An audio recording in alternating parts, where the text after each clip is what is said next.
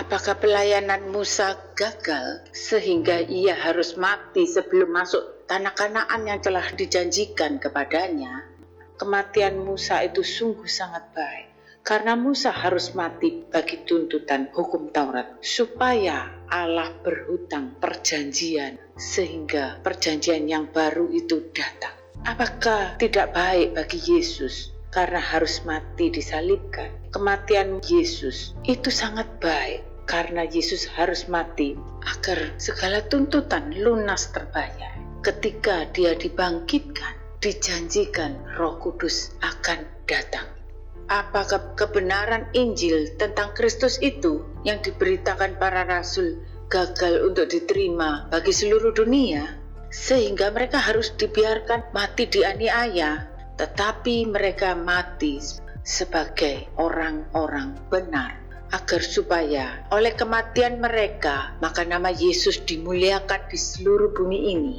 Sama dengan kita, apakah pelayanan kita itu tidak baik? Sangat berguna, tapi kita harus rela mati bagi Roh Kudus untuk diperkenan menjadi bait bagi Roh Kudus, sehingga terjadilah karya kebangkitan, supaya kitab kehidupan terjadi di dalam manusia baru. Sebab yang lama semuanya sudah berlalu, karena di dalam perjanjian lama itu semuanya mati dalam tuntutan, dan kitab perjanjian baru itu adalah sebagai saksi bagi mereka yang telah sampai kepada jalan kebenaran. Maka kitalah sebagai umat yang menerima perjanjian, saksi Roh Kudus datang, supaya yang rela mati bagi Roh Kudus menjadi baitnya, maka akan menerima kebangkitan yang pertama. Maka sekarang menjadi kitab hidup yang dibangkitkan, kitab kehidupan manusia baru. Masalahnya, sketsa yang sudah dibuat Tuhan sesuai dengan tingkatan kerohanian itu, seperti yang penglihatan dilihat oleh Yeskiel. Roda itu selalu terus berputar, tidak pernah berhenti, dan arahnya tidak berbelok kanan dan kiri dan memutar balikkan, namun berjalan maju ke depan. Kemudian terjadi pengangkatan, terangkat. Nah, inilah yang menjadi problemnya sampai detik akhir zaman ini. Mereka itu tidak bisa mengalami peningkatan kalau tidak dibuat mati. Mereka itu menjadi frozen di dalam timing yang tidak tepat, membeku dari hanya berputar-putar seperti yang digambarkan bangsa Israel di padang gurun, terkena ajibu, tergiling seperti di hutan. Sepertinya laju berjalan, namun terus kembali lagi ke pusaran yang sama. Bahkan yang lebih parah, terjebak di dalam halunya pusaran dunia. Apa penyebabnya? Karena mereka menjadi halu, tidak menyadari bahwa di dunia yang tidak kasat mata ini, itu adalah Roh Kudus dan roh halus. Ada peran roh untuk memberikan instruksi, perintah, dan petunjuk melalui feeling, melalui segala macam berbagai karunia, kepekaan, ikut bermain pada masa-masa bagi umatnya ini untuk dijadikan sebagai pilihan, memilih pengangkatan, atau yang tertinggal menjadi frozen, membeku di dalam timing. Pada sharing yang lalu itu jadi ilustrasi gambaran menjadi mangsa Betara Kala yang sama dari semua orang yang memulai pada waktu percaya bahwa Tuhan itu ada. Langkah pertama untuk mencari pengenalan tentang Allahnya, semuanya sama, memberikan refleksi sebagai perbuatan melalui ibadah. Tapi kemudian yang ada bedanya dengan orang-orang yang percaya kepada Yesus Kristus. Sebagai umat Kristus mempunyai dua kesaksian bahwa Tuhannya itu hidup. Bahkan yang melakoni sampai puncaknya bisa mempunyai tiga kesaksian.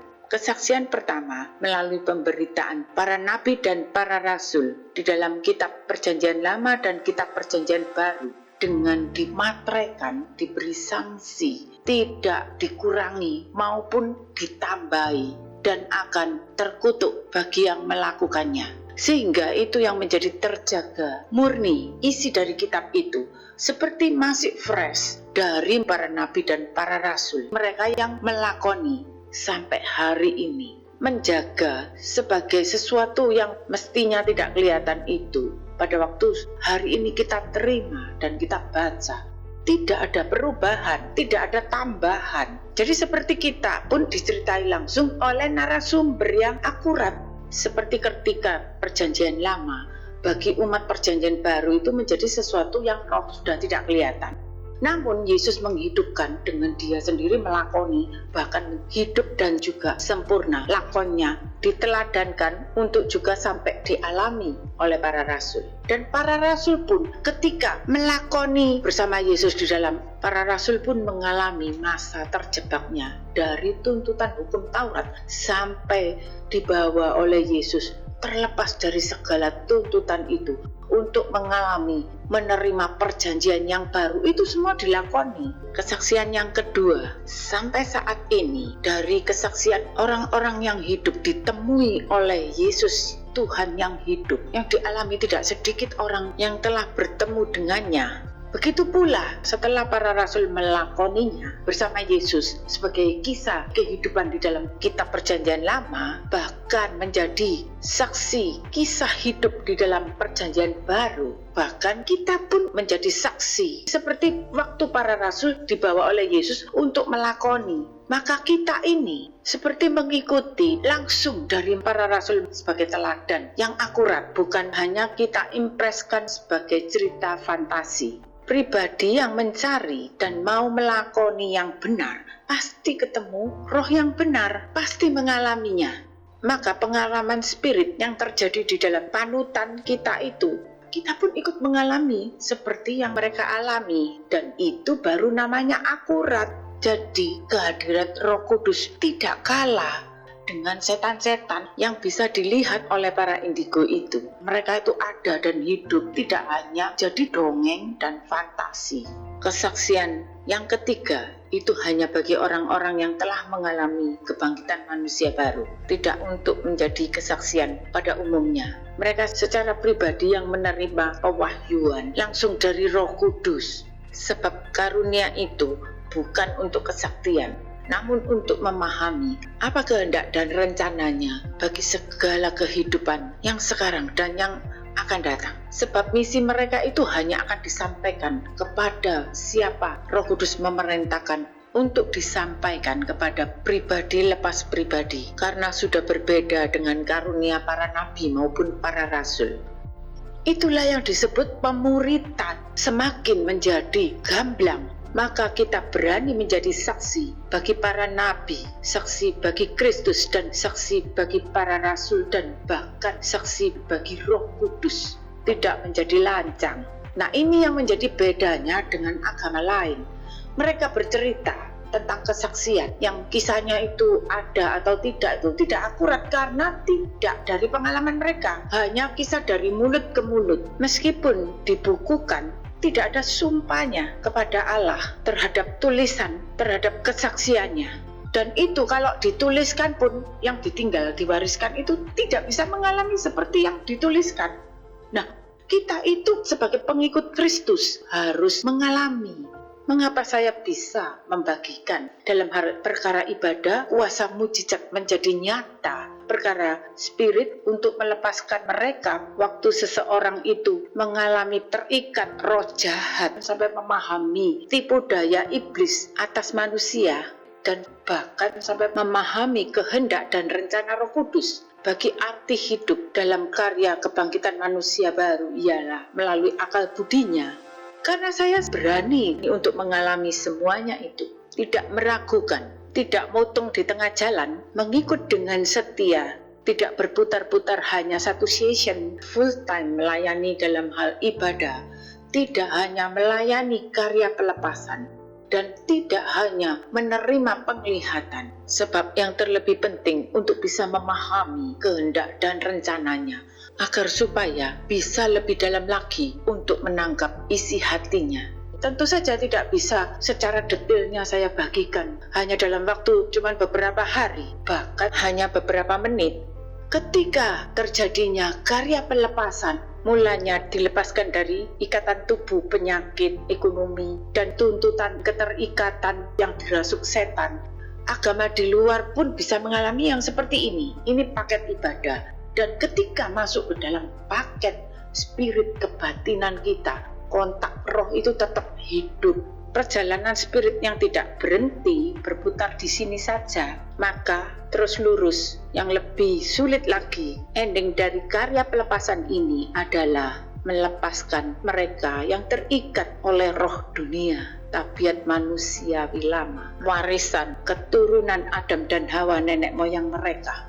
Pada waktu itu, kalau dengan setia berharap dan menantikan, bukan hanya menerima mimpi dan mempunyai karunia penglihatan, bahkan menerima pewahyuan keprabun untuk memahami, tidak berpindah hati untuk lebih mementingkan jemaatnya semakin diperbanyak lagi maupun kepada perkara berkat jasmani. Padahal masa-masa seperti kandungan roh ini jangan sampai hanya menjadi frozen, waktunya untuk berbuah-buah bagi roh, tapi karena tidak bisa mengalahkan diri sendiri, timingnya yang menjadi mangsa Bathara Kala. Pada masa sudah jadi leader, sudah jadi pemimpin di dalam suatu persekutuan atau suatu gereja atau suatu kelompok kerohaniawan, jikalau tidak rela menjadi mandul.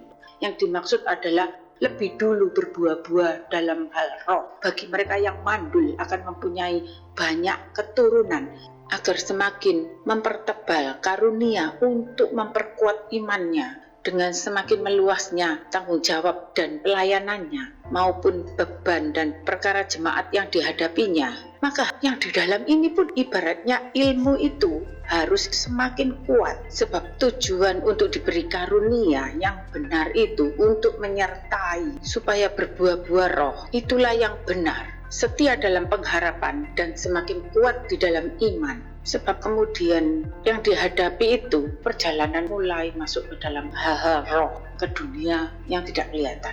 Melalui karunia kepekaannya itu yang lebih penting, harus disertai karunia. Sebab orang-orang sakti saja mempunyai jimatnya. Nah, jimat orang Kristen itu adalah karunia roh.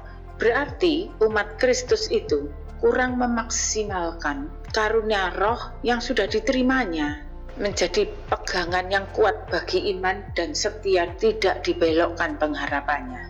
Itulah kekuatan dari serangan-serangan yang tidak kelihatan, keadaan yang tidak kasat mata. Karunia itu bisa merasakan kepekaan sebelum melakukan pelayanan. Itu ada persiapannya. Ketika karunia ini sudah komplit, sehingga menjaga terjadinya buah-buah roh yang di Galatia 5 itu adalah untuk menyempurnakan kasihnya kepada Allah.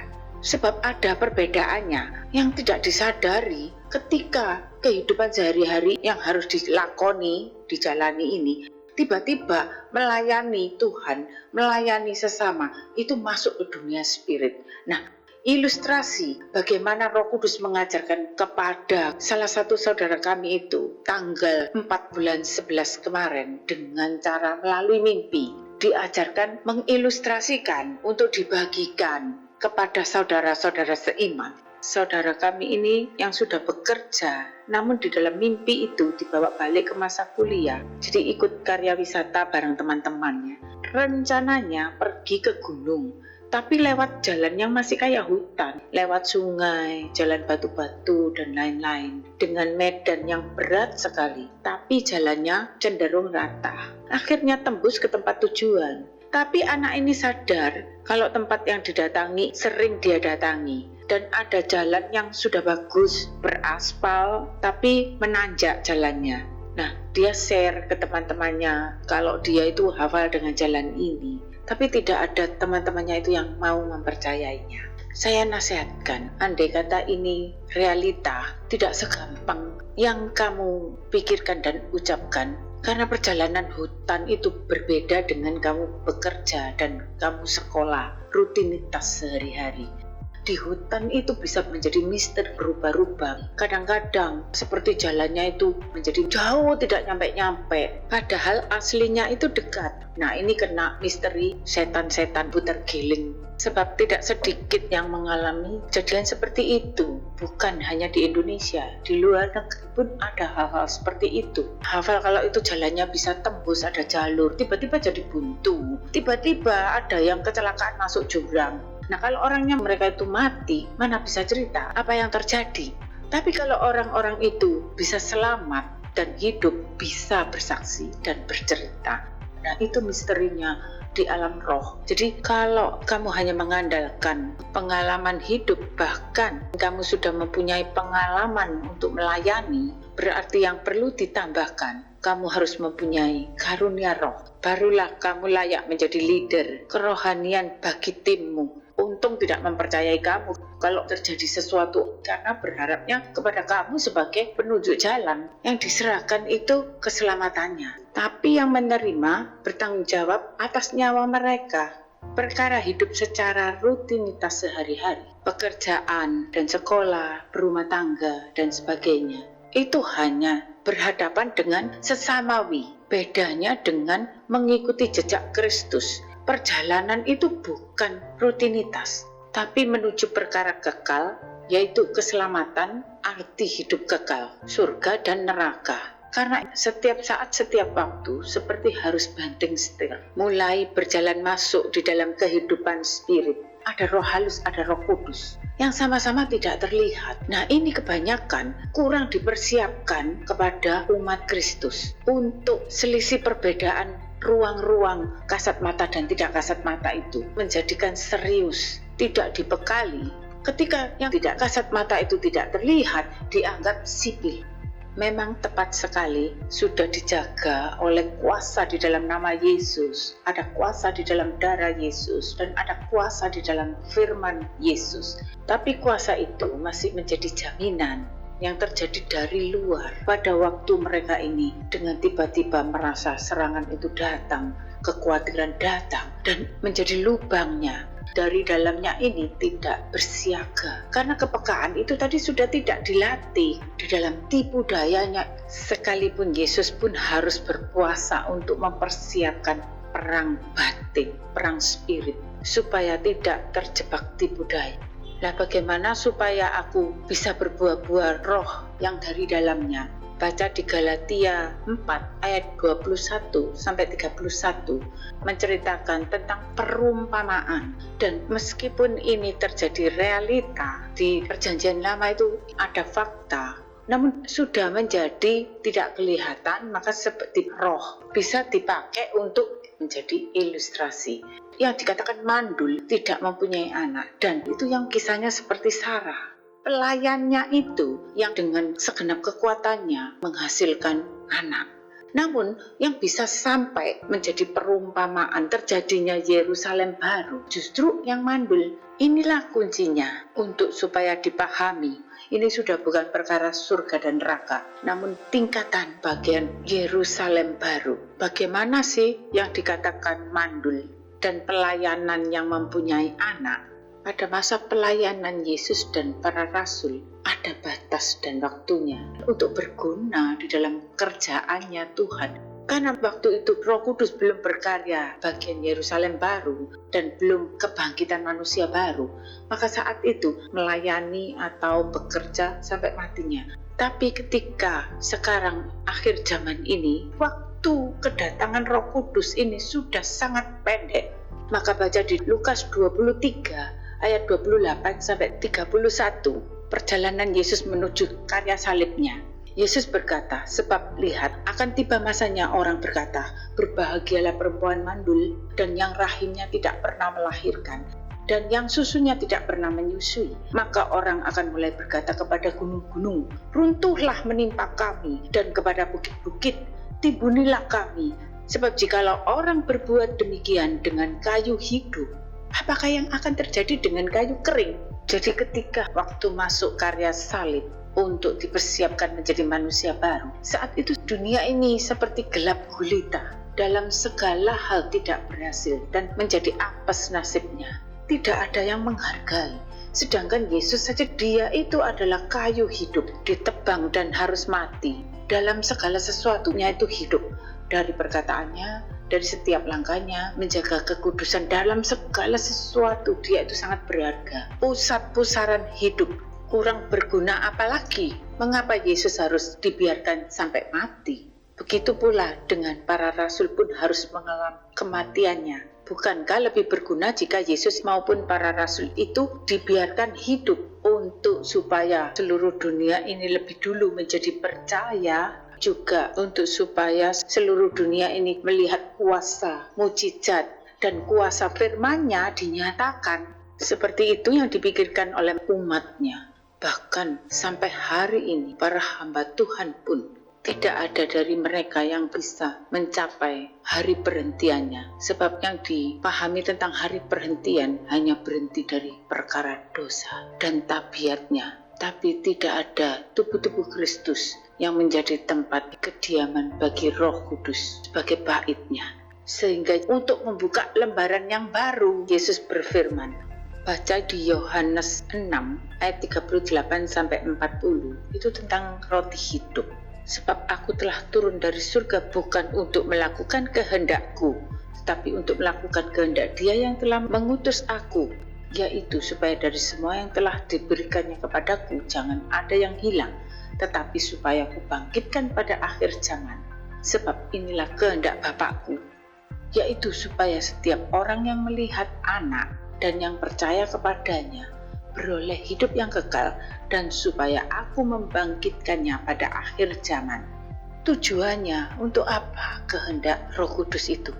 Yang dimaksud roti hidup, supaya yang memakannya itu tidak mati. Orang hidup ini bisa dibangkitkan.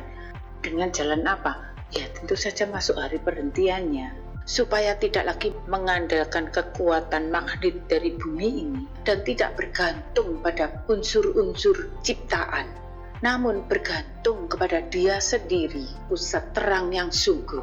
Kemudian dipersiapkan, diproses agar masuk masa diperkenan. Sejak saat itu, segala sesuatu dinyatakan selesai, masuk ke dalam arti hidup oleh firman.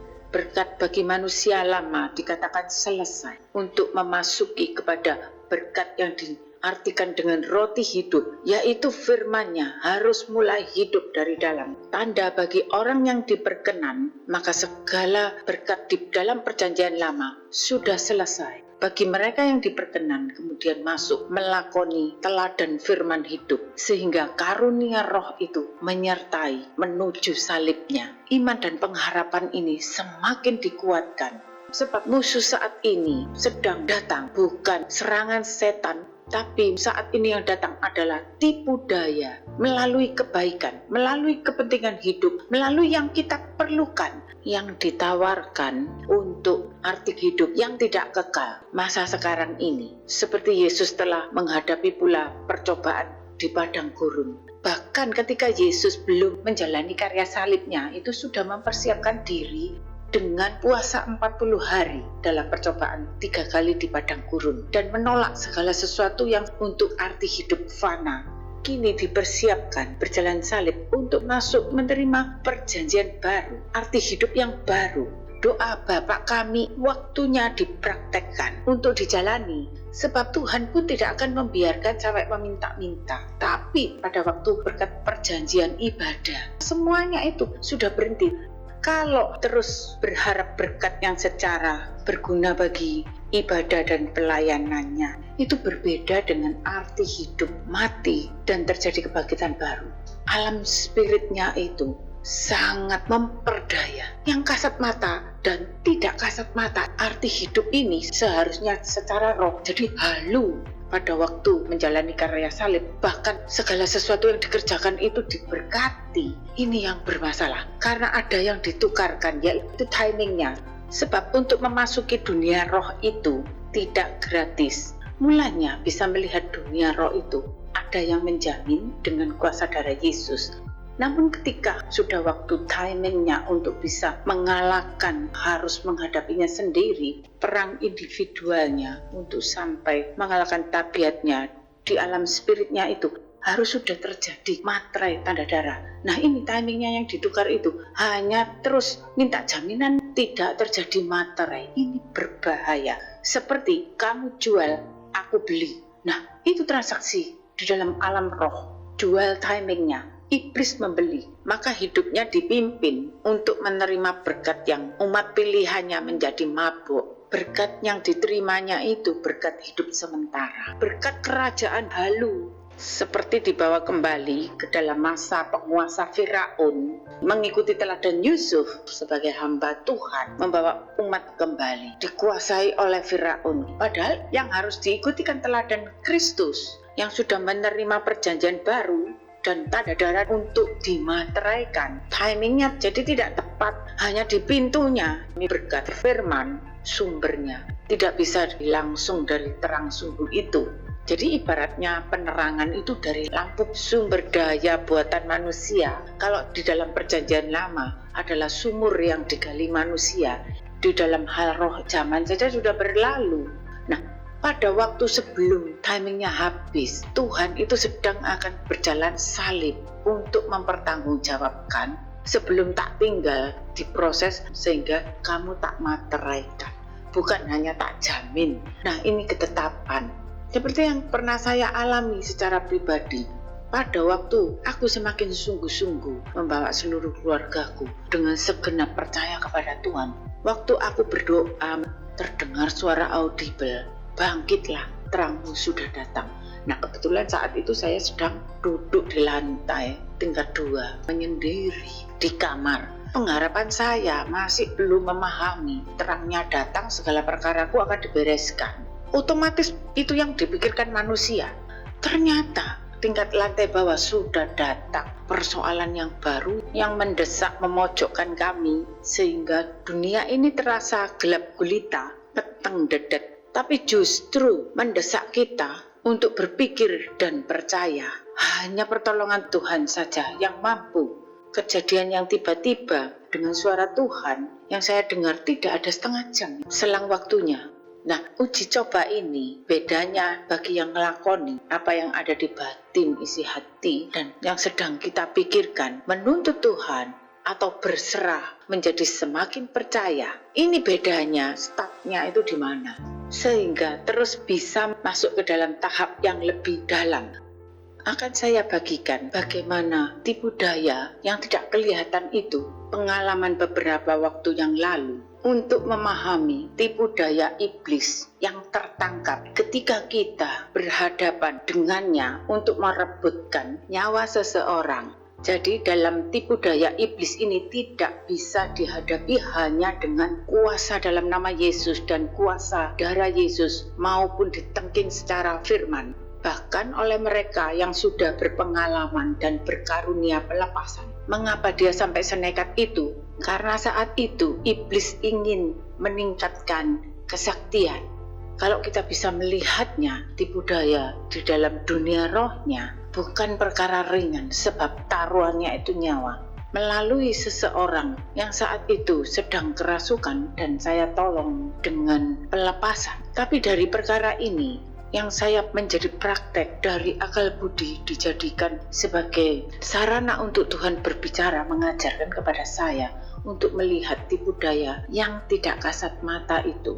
Jangan sekali-sekali bertanya kepada orang yang sedang manifest atau sedang kerasukan. Kita harus seperti Yesus ketika menghadapi percobaan padang gurun. Dia tidak mempertanyakan kepada iblis. Yesus sama sekali tidak mempercayai perkataan iblis, meskipun menubuatkan yang tepat, yang sesuai dan sepertinya benar bagi keadaan Yesus. Ketika saat itu ada yang jadi tikawi, sedang kerasukan, dan teman saya itu adalah agennya di luar negeri ini. Saat itu belum banyak gereja, jadi hanya ada gereja dari konsulat, kedutaan. Dia ini terus bertindak untuk bunuh diri berkali-kali, tidak ada sebab. Ketika saya tengking, dia sadar dia tidak berniat sama sekali bunuh diri, sebab di sini bosnya itu sangat baik, bahkan mau dikontrak lagi, dan anak ini pun kerasan ikut bosnya itu. Jadi tidak ada alasan untuk dia bunuh diri. Mulanya saya pun gak mengerti karena dia itu berbeda agama. Jadi ya kita tengking selesai ya sudah, tanpa pamrih apapun, karena hanya rasa kasihan. Ketika dia itu mau nekat nyebrang di jalan raya, yang kalau itu mobil-mobil itu lewat itu, waktu lampu merah, dia nekat nyebrang. Mobilnya itu meluncur dari atas ke bawah, sangat laju. Untung ada teman-temannya secara refleks rame-rame memegangi dia, menahan dia seperti orang kesurupan. Jadi tidak bisa ditanya, lalu dibawa ke agena. Saat itu saya menolong pelepasan. Waktu saya tanya, kenapa kamu mau bunuh diri? Ya begitu kata teman-temannya yang menolong soalnya. Dia bilang, saya bukan mau bunuh diri, tapi ada yang memegangi tangan saya, kanan dan kiri. Yang laki jas hitam-hitam, yang perempuan baju long dress putih. Memaksa saya untuk menyeberang. Saya tahu kalau itu lampu merah, tapi saya tidak kuasa untuk melawan. Setelah beberapa hari, dibawa datang lagi, kembali ke agennya. Karena dia mau bunuh diri, katanya sudah bawa pisau di kamar mandi. Untung bosnya itu ada di rumah. Setelah kita tengking-tengking lagi dan sembuh lagi. Kalau kita tengking, setannya pergi, dia sembuh. Tapi kalau dia kembali ke bosnya atau berpisah dari saya, jadi kumat, kerasukan lagi. Akhirnya yang ketiga kali, tiba-tiba saya dijemput lagi. Dan di agennya ini dia mau bunuh diri, katanya mau loncat dari jendela flap. Untung ada yang mengetahuinya. Seperti alat sudahannya. Beda saya dulu waktu pelepasan itu sangat lancar. Dan iblis itu ibaratnya dari jauh sudah gemetar. Nah, tapi waktu dia sadar saya tanya, terus dia bercerita, saya ini bukan bunuh diri, Bu. Saya ini tadi mau menolong seseorang yang kebelekan pohon besar dan tidak bisa lepas dari tindihan pohon itu. Lalu dia minta tolong untuk memetikkan bunga di depan sana itu. Bunganya besar begitu. Tadi itu berjalan ke sana itu mau memetik bunga itu, padahal dia kan mau terjun itu tadi. Setelah itu saya baru mengerti. Kemudian saya pesankan kepada dia, tidak bisa begini terus. Setannya itu takut sama saya, tidak takut sama kamu. Meskipun kamu sembahyang, setannya tidak takut. Saya harus mengajarkan dia untuk melawan setannya yang hendak membunuh dia itu. Saya ajarkan doa-doa, dan kalau waktu senggang, saya berikan yang waktu itu masih kaset untuk mendengarkan lagu puji-pujian. Sejak saat itu kalau saya menasihatkan kepada orang-orang yang kalau pelepasan itu, setelah dilepaskan lebih baik diajari sendiri untuk menghadapinya. Harus mengakui dan harus percaya bahwa kuasa Yesus yang melepaskannya. Sejak itu dia tidak pernah kumat lagi. Benar-benar terbebaskan dan terlepas. Nah, kemudian kontrakannya itu masih kira-kira 3-4 bulan saat itu. Dia harus pulang ke Indonesia, namun kontrakannya sudah siap diperpanjang oleh bosnya. Seandainya dia itu tadi mati, semua pasti bilang dia itu bunuh diri. Kejadian ini saya mempertanyakannya itu, saya tidak menanyakan kepada setannya yang sedang dia yang kerasukan. Jadi setelah dia sadar itulah, kalau orang terperdaya karena dia itu mau berbuat baik untuk menolong, dia kan nggak tahu kalau itu setan. Alam roh yang dia bilang di atas bukit itu, bagi saya semakin merasakan akal budi kita itu diajar oleh Roh Kudus, mulai memahami. Kalau saya lihat para hamba Tuhan itu, pada saat orangnya sedang kesurupan, tidak sadar, setannya yang ditanya atau yang menjawab itu sama sekali dusta, tertipu dan dipercaya. Sebab setan untuk melepaskan diri dari jurang maut, dia harus bertambah poin dengan nyawa seseorang untuk meningkatkan kesaktiannya. Ya itu tadi, seperti kalau orang Jawa ngomong harus ada tumbal nyawa. Seperti di pewayangan dinamakan bunga kamajaya. Kenapa setan dan iblis yang tempatnya ditempatkan di jurang maut akhirnya bisa terbawa oleh manusia itu? Karena ada yang mengilmu ke hutan-hutan, ke jurang-jurang, meminta pesugihan, membawa mereka masuk ke kota-kota, tempat keramaian. Ironisnya juga dilakukan para hamba Tuhan yang merasa punya karunia pelepasan, menengking jurang-jurang, bukit-bukit, dan gunung-gunung, dan di lautan ditengkingi. Lah mereka itu justru jadi lari ke kota-kota, ke rumah-rumah, ke tempat keramaian. Waktu Yesus melepaskan orang gila yang di kuburan, yang dirasuk oleh beribu-ribu itu legion, untuk berpindah tempat, yaitu Tuhan memberi, karena itu yang dirasuki adalah babi. Ribuan babi itu pun terjun ke dalam jurang, kembali ke tempat asalnya. Jadi untuk menghantar setannya kembali ke jurang, diizinkan oleh Tuhan. Karena yang menjadi mediasinya itu babi, bukan manusia.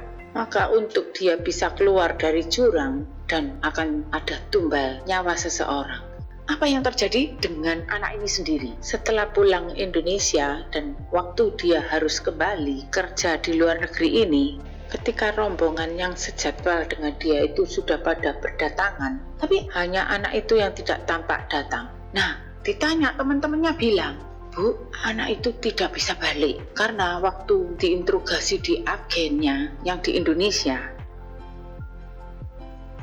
Karena waktu pelepasan itu kan banyak anak yang melihat itu. Anak TKW yang lainnya itu banyak yang melihat. Jadi sampai terdengar oleh agennya yang di Indonesia. Lalu anak ini diinterogasi, didesak untuk mengakui bahwa kita ini mengkristenkan dia. Karena dia kan lebih mempertahankan pekerjaannya ya dengan ketakutan. Dia akhirnya mengakui bahwa kita ini mengkristenkan dia. Kata temannya ini, keluar dari pintu ruangan agen Indonesia, anak ini langsung menggonggong merangkang seperti anjing. Tidak bisa sembuh lagi dan dipasungkan oleh orang tuanya. Kaget kita. Kan nyawanya anak ini yang sedang dipertaruhkan berkali-kali hendak bunuh diri dan sudah diambang maut. Harga dengan darah Yesus berkorban untuk menggantikan nyawa anak ini. Mereka tidak melihat bagaimana kami menghandlenya, menjagai, tidak membedakan, memandang dia itu beda agama. Kenyataannya setelah itu dia itu sembuh, dia sukacita, tidak ada pilihan bagi dia. Nah, tanda-tanda untuk mempersiapkan saya memulai hidup oleh Roh bahwa timing saya jangan sampai tersia-sia. Tuhan semakin mengupdate saya, memahami tentang penglihatan Yehezkiel dan tentang hidup oleh Roh. Masih harus melalui pelepasan sekali lagi baru saya mulai lebih bisa memahami. Ya juga seorang TKW. Ternyata kemudiannya saya baru tahu dia cerita memasang 7 susuk di tubuhnya dan dia itu sudah menjadi leader, ngelakoni sendiri, sudah sakti ceritanya. Nah, karena dia itu ada main dengan bos lakinya. Sampai bos lakinya saja mati dadakan di pangkuan dia. Karena beratnya ilmu yang ada padanya, setiap hari masih terus melakoni dengan rapalan doa-doa untuk bosnya laki dan perempuan. Keluar masuk pintu sudah dirapali sama dia. Nah itu kemudiannya dia baru cerita setelah dia sembuh ya. Setelah bosnya yang laki itu mati karena entah pelet ya sampai mati. Karena ada pantangan yang dia langgar sehingga dia sudah ingin mau mati rasanya.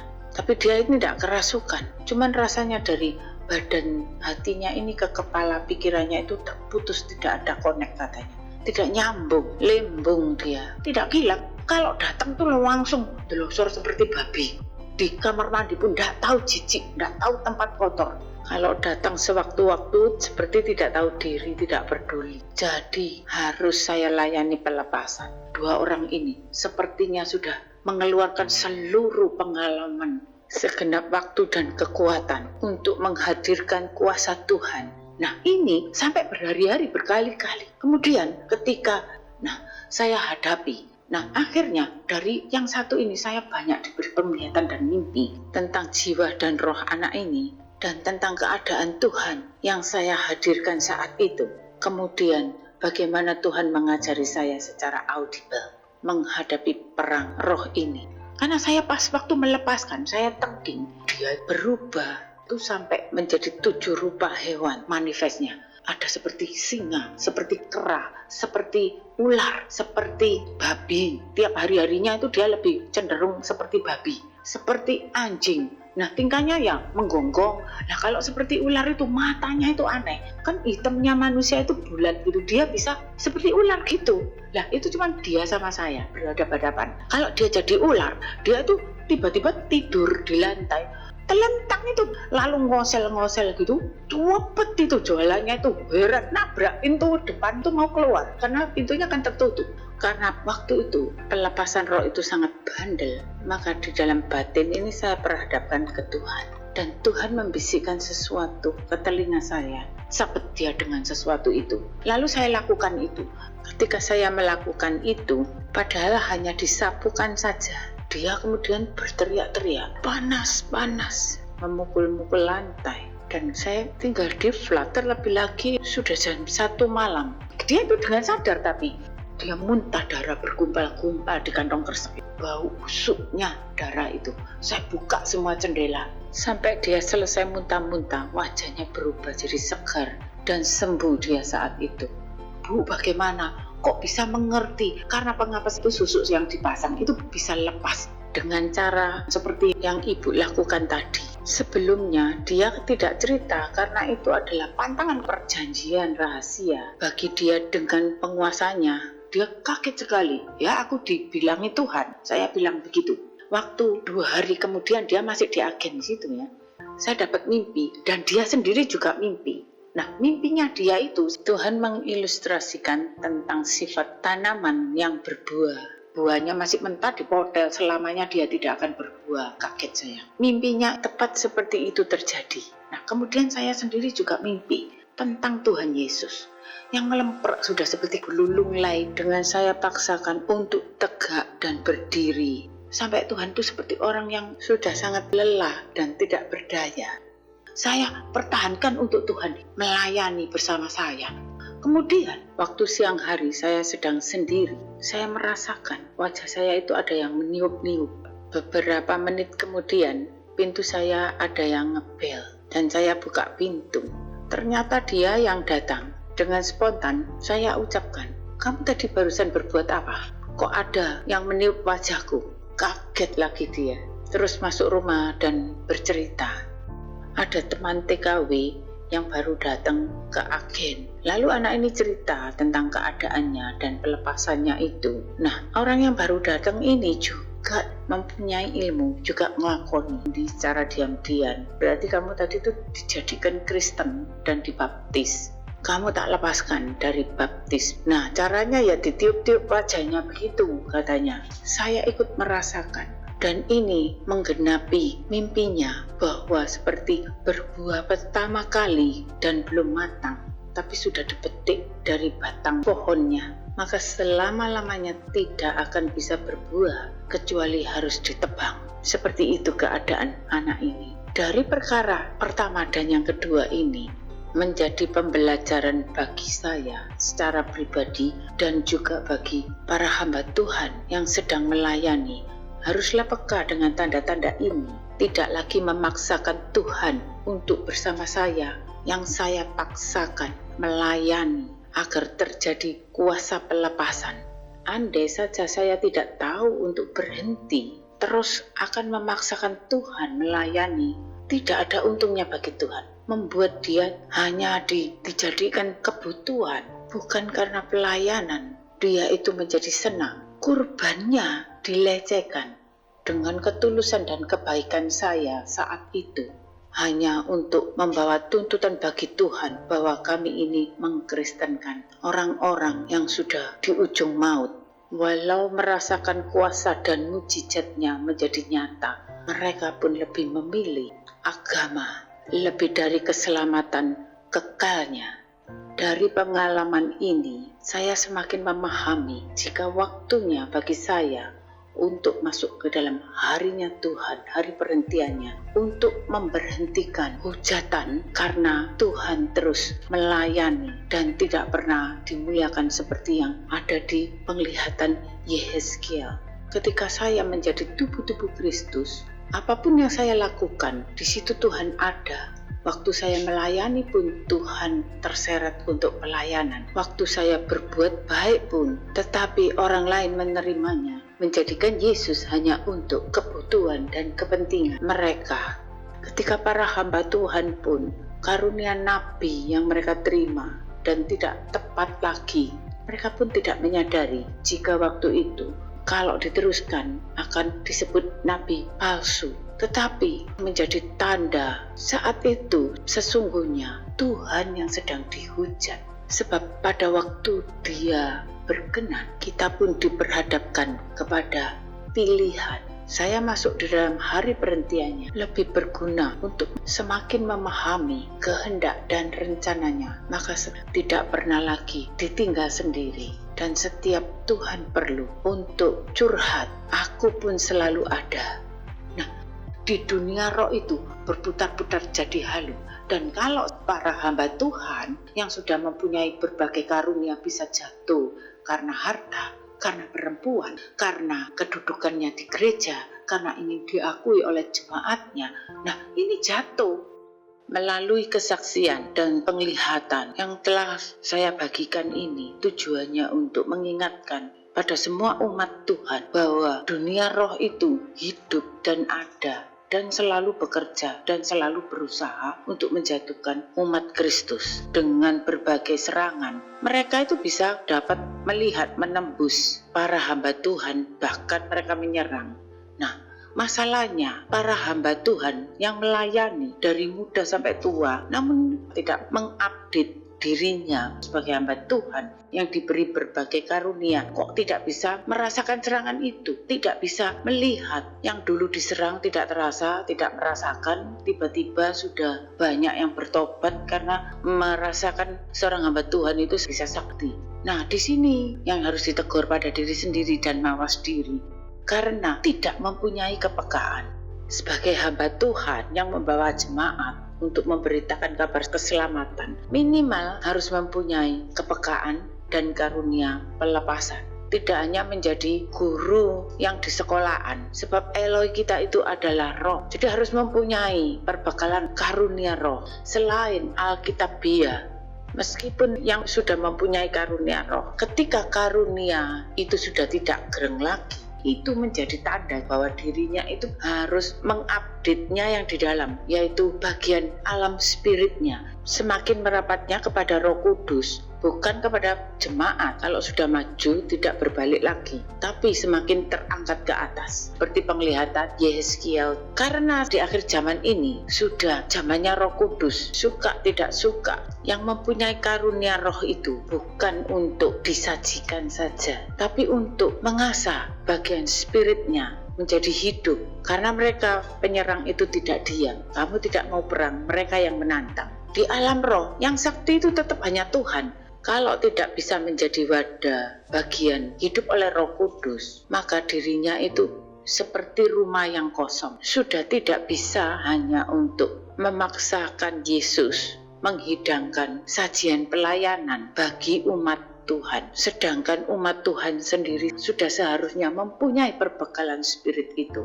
Otomatis kalau kita persembahkan dengan segenap hati, segenap jiwa, dan segenap akal budi untuk merasakan nikmatnya bersama Tuhan, memahami kehendak dan rencananya. Jadi bukan dengan segenap itu untuk supaya ada sajian yang bisa disajikan kepada semua orang. Bahkan saat ini di dalam penglihatan Daniel di ayat 8 itu, bukankah itu semuanya sudah disutradarai orang dan sudah terjadi, sudah selesai, sudah tergenapi. Dan kemunculan yang Daniel tidak memahami itu adalah masanya, timingnya bagi Roh Kudus, sehingga Daniel pun tidak memahami siapa yang bisa mengalahkan domba jantan itu. Sebab Daniel yang sebagai pelayanan para raja elit dunia, dan dia juga menjadi elit umat pilihan Tuhan, itu pun tidak memahami. Dengan segenap hati, segenap kekuatan, dan segenap perenungan pun tidak bisa menggapai, tidak bisa menjangkau pemahamannya. Sehingga hanya orang-orang yang menjadi